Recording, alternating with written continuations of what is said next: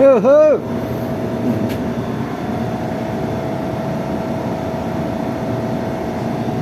Yan.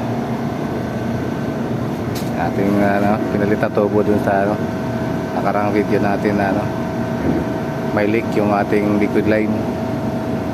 So pinalitan na natin ng dalawang tubong bago hanggang doon sa labas. So doon sa area na yun nagkaroon ng ng leak yung ating liquid line.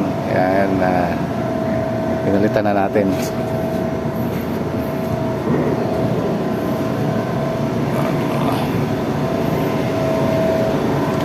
At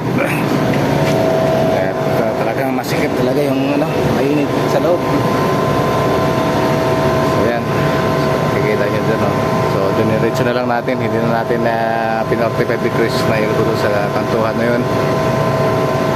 At dito yun, diretso na dito sa natin unit. So yun mga boss, in-update ko lang kayo sa sa ginawa natin. So ngayon umaandar na yung ating unit. Salamat naman at tumino na itong ating system na to. So hindi na sa basta-basta nagbabawas ng karga.